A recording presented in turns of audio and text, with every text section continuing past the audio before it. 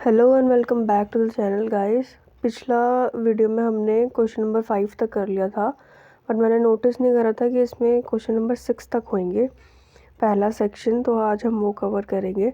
तो question number 6 क्या बोल रहा है, ये वैसे आपका CCSU यूनिवर्सिटी का 2021 का पेपर सॉल्व करा रही हूँ मैं, इन्वायरमेंट स्टडीज़ का। अगर किसी को नहीं पता है तो प्लीज़ पहले वाला वीडियो जाके देख लो अगर आपने नहीं देखा है, क्योंकि मैंने वो स्टार्टिंग से सॉल्व करा रखा है।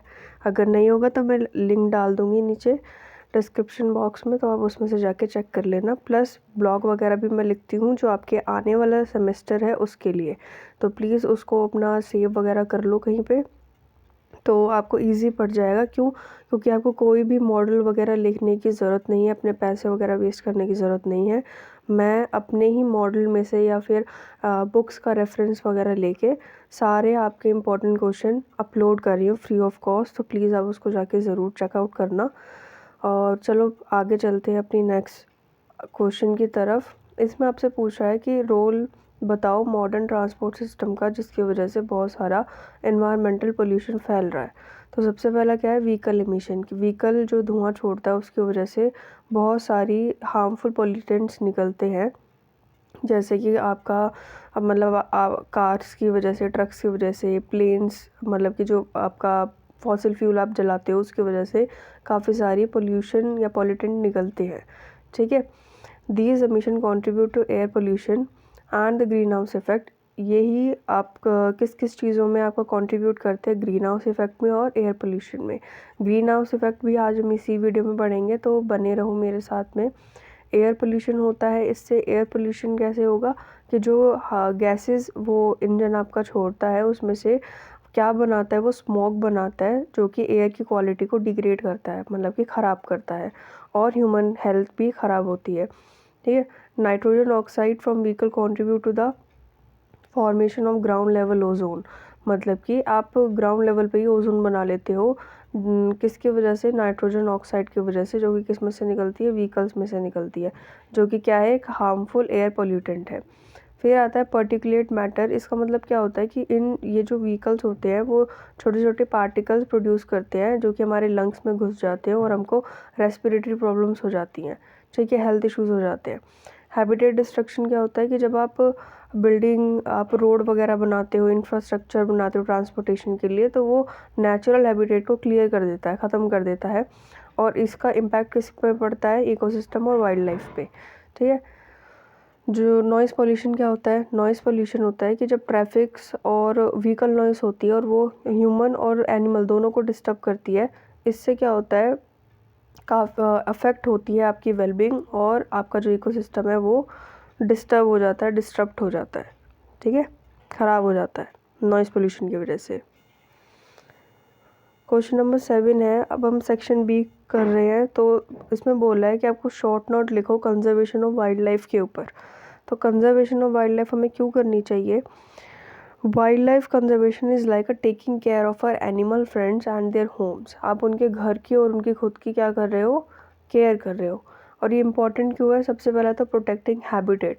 Animals need home to live in, by keeping their natural place safe we help them survive. अगर आप उनका घर सही से उनकी टेक केयर नहीं करोगे उनके घर के, तो वो रहेंगे कहाँ पर? और वो रोड पे घूमते तो फिर तुम उनको कुचल देते हो, गाड़ी से ध्यान ही नहीं देते हो, बेफालतू में उनको टीज़ करते हो, है ना। तो इसीलिए हमको उनका जो हैबिटेट है जहाँ पे वो रहते हैं, उनका घर, उनको बचा कर रखना चाहिए ताकि वो ज़िंदा रह पाएँ। प्रिजर्विंग स्पीशीज़ क्या होता है, some animals are rare like special treasure, we try to make sure they don't disappear forever. मतलब कि कुछ जो एनिमल्स होते हैं वो बहुत ज़्यादा रेयर होते हैं, कहीं कहीं मिलते हैं और बाकी जगह नहीं मिलते हैं। ठीक है, तो ये तो एक ख़जाने के जैसा हुआ, तो इसीलिए हमको क्या करना चाहिए कि उनको प्रिजर्व करके रखना चाहिए ताकि वो विलुप्त ना हो जाए, ताकि हमारी जो आने वाली जनरेशन है उसको भी वो चीज़ दिखे। ठीक है, स्टॉपिंग हंटिंग का मतलब है कि शिकार पे आपको रोक लगानी पड़ेगी, क्योंकि अगर ऐसा हुआ कि वो एनिमल बहुत ज़्यादा रेयर है और आपने उसका हंट कर लिया तो ये तो चीज़ गलत हो जाएगी ना। इसीलिए आपको हंटिंग पर स्टॉप लगाना चाहिए। क्लीन एनवायरनमेंट, एनिमल्स को क्या चाहिए, अपना जो इन्वायरमेंट है जहाँ पे वो रहते हैं, सराउंडिंग, उसको क्लीन रखना चाहिए ताकि वो हेल्दी रह सके। ठीक है, learning and sharing, understanding animals help us to protect them, मतलब कि आप एनिमल्स को समझो, अगर उसको चोट वगैरह लगी है तो कुछ इलाज वगैरह कराओ, ऐसा नहीं है कि आप उसको छोड़ दो। सपोज़ करो कि आपका एक्सीडेंट हो गया और लोगों ने आपको ऐसे ही छोड़ के चले गए, तो ये तो चीज़ गलत है ना। और इसकी नॉलेज बढ़ाओ और लोगों को भी इंस्पायर करो कि वो भी उनकी हेल्प करें। रिस्पेक्टिंग नेचर रखो। देखो ये शॉर्ट नोट है, ठीक है, कन्वर्जन ऑफ वाइल्ड लाइफ के ऊपर। तो जितने आपके पॉइंट्स आते हैं उतने ही आप लिखो। तो ये सारे पॉइंट्स थे, इसको अच्छे से पढ़ लेना पूरा। अगर मैं एक एक समझाऊंगी तो फिर बहुत ज़्यादा लंबी वीडियो हो जाएगी, इसको पढ़ लेना। ग्लोबल वार्मिंग का मैंने पिछले से पिछली वीडियो में भी पढ़ाया था, 2022 वाले में 10th का पार्ट था ये ग्लोबल वार्मिंग। तो ग्लोबल वार्मिंग होता क्या है कि जब अर्थ का जो ओवरऑल टेम्परेचर होता है वो बढ़ जाता है, ठीक है, ह्यूमन एक्टिविटीज़ की वजह से, जो कि क्या रिलीज़ करता है, आपकी ग्रीन हाउस गैसेज रिलीज़ करता है, जिसकी वजह से क्या होता है, क्लाइमेट चेंज हो जाता है आपका। और इसके कॉजेज़ बताए थे कि कैसे होता है ये। तो जब आप फॉसिल फ्यूल्स जैसे कोल, ऑयल, गैस हो गए, इसको बर्न कर देते हो तो उसकी वजह से होता है। डिफॉरेस्टेशन, पेड़ वगैरह काट के जला देते हो तो उसकी वजह से होता है। इंडस्ट्रियल प्रोसेसेस, जो आपकी बड़ी बड़ी इंडस्ट्रीज़ होती हैं वो क्या करती हैं, धुएँ वगैरह छोड़ती है ना, उसकी वजह से होता है। प्रिवेंशन, इसको प्रिवेंट कैसे कर सकते हो, एक तो फॉसिल फ्यूल जो जला रहे हो, कंबंक्शन कर रहे हो, उसको आप रिड्यूस करो, है ना, सोलर पैनल वगैरह लगाओ, विंड, उस नेचुरल एनर्जी सोर्सेज का यूज़ करो आप। फिर है कि सेकेंड है कि आप ज़्यादा से ज़्यादा ट्रीज़ लगाओ, है ना, फॉरेस्ट को कंजर्व करो, ताकि मतलब कि जो वो कार्बन डाइऑक्साइड है वो ज़्यादा अब्जॉर्ब कर ले, क्योंकि एक्सेस अमाउंट में भी कार्बन डाइऑक्साइड अगर होगी तो वो भी गलत होता है। और फिर आप क्या करो, एनर्जी एफिशिएंट टेक्नोलॉजीज़ यूज़ करो, ठीक है, जो आपकी मेनली सोर्स ऑफ एनर्जीज़ पर बेस्ड है, ऐसी टेक्नोलॉजीज़ को यूज़ करो। फिर है कि आप लिमिट करो ग्रीन हाउस गैस एमिशन में, ठीक है, मतलब कि जो आपका ग्रीन हाउस गैस है ना वो भी कॉज करता है ना, वो भी प्रॉब्लमेटिक है। इसीलिए जो ग्रीन हाउस गैस है उस पर भी लिमिट लगाओ, ऐसी पॉलिसीज़ बनाओ तुम, ठीक है, ऐसी पॉलिसीज़ बनाओ जो ग्रीन हाउस गैस को लिमिट करे। फिर है raise awareness and promote sustainable practice, और आप क्या करो, ग्लोबल वार्मिंग को लेके अवेयरनेस फैलाओ, प्रमोट करो उसको। फिर है इसके डिसएडवांटेज क्या है ग्लोबल वार्मिंग की, खिचपिच हो गया है सारा, तो प्लीज़ बेयर विद इट। और कहाँ थी मैं खुद ही भूल गई मैं कहाँ थी, यहाँ थी, अच्छा ठीक है। अब मैं इसको जूम करके दिखाती हूँ आपको, क्या पता आपको नहीं दिख रहा हो। तो पहले वाली लाइन में देखो डिसएडवांटेज लिखा होगा, ये वैसे मैंने चैट जीपीटी से लिखवाया है इसीलिए ये ऐसा दिख रहा है। तो global warming is like the earth getting too hot. Global warming का मतलब होता है कि जब आपकी अर्थ बहुत ज़्यादा गर्म हो जाती है, and it brings some not so good things, और वो आपको कुछ ऐसी चीज़ें देती है जो कि सही नहीं है, जैसे कि मेल्टिंग आइस। आइस जो है कोल्ड प्लेसेस की, जो ठंडी जगह है, वो मेल्ट होना शुरू हो जाती है नॉर्थ एंड साउथ पोल में, ठीक है। इससे क्या होता है कि जो सी का लेवल होता है वो इंक्रीज़ हो जाता है, बढ़ जाता है, और जिसकी वजह से क्या होता है, फ्लड आ जाता है। दूसरा है हॉटर वेदर। हॉटर वेदर क्या है, the whole world becomes warmer leading to heat waves that can be bad for plants, animal and people. अब हॉटर वेदर की वजह से क्या होता है कि हमने अभी पढ़ा ना, ग्लोबल वार्मिंग होती क्या है, ग्लोबल वार्मिंग होती है कि अर्थ का जो टेम्परेचर वो बढ़ जाता है। अब मतलब कि गर्मी हो जाती है, अब इतनी ज़्यादा गर्मी होने के कारण हीट वेव्स आती हैं, जो कि बिल्कुल अच्छी नहीं है प्लांट्स, एनिमल और पीपल के लिए। थर्ड है क्रेज़ी वेदर। अब जो वेदर है वो आपका अलग ही दिखता है, कभी स्टॉर्म आ जाता है, कभी फ्लड आ जाता है, कभी ड्रॉट पड़ जाता है, ड्रॉट मतलब कि सूखा पड़ जाता है, ठीक है। It is like nature is upset, ऐसा लगता है कि नेचर जो है वो आपसे अपसेट है। Hurt animals and plants, some animals and plants can't handle the extra heat and they struggle to survive, मतलब कि कुछ एनिमल्स ऐसे होते हैं जो कि कोल्ड एरिया में रहने की उनको आदत होती है, तो वो ऐसी हीट वेदर में नहीं रह सकते हैं। और प्लांट्स भी, सेम गोज़ टू प्लांट्स, ठीक है, तो वो ऐसे नहीं रह सकते हैं। फिर है सिक ओशियन, मतलब कि ocean get warmer and more acidic, making it hard to sea creature to live happily.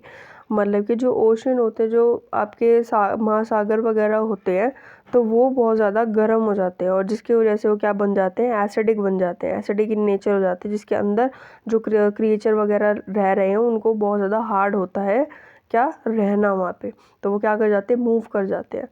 Trouble for people might face problems like not having enough water or facing extreme weather events, making life harder. So global warming is like a big problem that we need to solve to keep our planet nice and safe. मतलब कि आपको केवल और केवल animals को ही नहीं, केवल और केवल प्लांट्स को ही नहीं, ये चीज़ें ह्यूमंस को भी बहुत ज़्यादा हार्ड कर देती है, डिफ़िकल्ट कर देती है रहने के लिए। क्यों? क्योंकि बार बार जो आपका क्लाइमेट होता है वो चेंज हो जाता है, कभी स्टॉर्म आ गया है ना, कभी किसी जगह पर फ्लड आ गया, तो रह नहीं पाते हैं सही से। फिर आता है ग्रीन हाउस इफ़ेक्ट। क्या होता है? तो ग्रीन हाउस इफ़ेक्ट, सपोज़ करो एक कांच का पूरा वो है, शीशा है, ठीक है, पूरा कांच है और उसके अंदर प्लांट्स वगैरह रखे हुए, जो उसकी रूफ़ है ना, जो ऊपर छत है वो भी उसकी है, कांच की है, ठीक है। अब जैसे अब उसके ऊपर सन की जो वो आएंगी, किरणें आएंगी, तो सपोज़ करो पूरे दिन में वो चल रही है, मतलब कि पूरा दिन निकल गया और आपने उसको ऐसे ही रखा हुआ है, और जैसे ही कि जो सूरज की किरणें उस पर कांच पे पड़ती है तो वो बहुत ज़्यादा गर्म हो जाता है ना, बहुत ज़्यादा गर्म हो जाता है।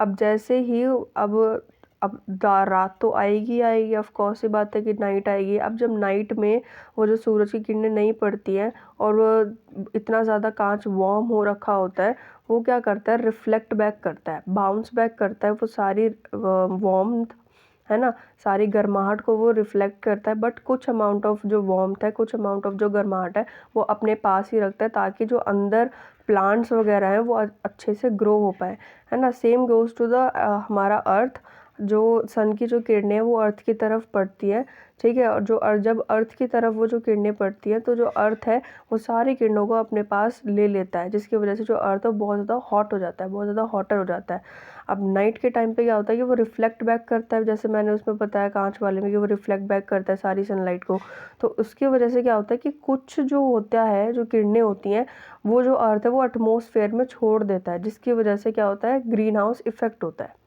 ठीक है। एटमॉस्फेयर में जब वो चीज़ें मिल जाती हैं, आपकी काफ़ी सारी गैस होती है ना, तो रिफ्लेक्ट करती है वो। अब देखो ये सारी कथा तो मैंने सुना दी है, अब आप इसमें पढ़ना कि होता क्या है। A green house is a house made of glass that can be use to grow plants. एक ग्रीन हाउस एक हाउस है जो कि बना हुआ है ग्लास से, जो कि प्लांट्स को ग्रो करने का काम आता है। ये जो सन की रेडिएशन होती है वो प्लांट को मतलब कि गर्म करने के काम आती है इनसाइड द ग्रीन हाउस, और जो हीट है वो ट्रैप हो जाती है और निकल नहीं पाती है ना, और वार्म करती है ग्रीन हाउस को, जो कि बहुत ज़्यादा एसेंशियल है प्लांट की ग्रोथ के लिए। अब आपको एक बार में समझ नहीं आता है ना, तो उसको रिपीट पे करके देखा करो, जब आ जाएगा समझ में।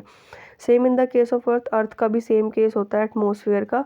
कैसे? डे के टाइम पे तो जो सन है वो अर्थ को प्रॉपर सनलाइट देता है, ठीक है, पर नाइट के टाइम पे क्या होता है कि अर्थ जब कूल डाउन होना चाहता है, कूल डाउन होता है, तो जो हीट होती है वो रेडिएट बैक हो जाती है एटमॉस्फेयर में, वो रिफ्लेक्ट हो जाती है, ठीक है।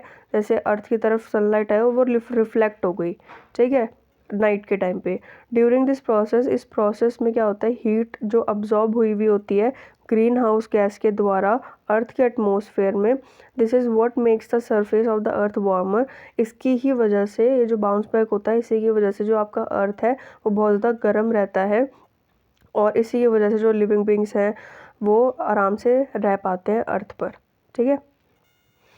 अब इसमें कॉजेज़ दे रखे हैं ग्रीन हाउस इफ़ेक्ट के, वो क्या क्या है कि कैसे होता है ये, फॉसिल फ्यूल को जलाने से होता है, डिफॉरेस्टेशन से होता है, ठीक है, फार्मिंग से होता है, इंडस्ट्रियल वेट्स एंड लैंडफिल से होता है। ये बहुत इजी लैंग्वेज में लिखा है मैंने, तो आप इसको पढ़ लेना अच्छे से। कुछ ना समझ में आए या मैंने कुछ ज़्यादा ओवर एग्जैजरेट करके बता दिया तो मुझे बता देना कमेंट सेक्शन में, ठीक है। और अगर आपको इसी सेम वीडियो में कुछ ना समझ में आया हो, सो प्लीज़ मुझे कमेंट करके बोलना कि दीदी ये वाला समझ नहीं आया, दोबारा बता दो, तो मैं सेपरेट वीडियो इन पे बना दूँगी। आपके एग्ज़ाम्स आने, मतलब कि ये वाला आने वाला है, 22 का है आई थिंक, तो अच्छे से करके आना। और हाँ, कोई मेरे से पूछ रहा था राधिका करके कि जो आपका CCSU यूनिवर्सिटी में इन्वायरमेंट स्टडीज़ में प्रीवियस ईयर क्वेश्चन ही करने हैं, तो हाँ जी Radhika ji, previous year question ही करने होते हैं, क्योंकि आपको CCSU वाले प्रॉपर सिलेबस प्रोवाइड नहीं करते हैं। मैंने भी BBA के इन्वायरमेंट स्टडीज़ से करा था और मेरा बहुत अच्छा पेपर गया था, सारा ही आता था।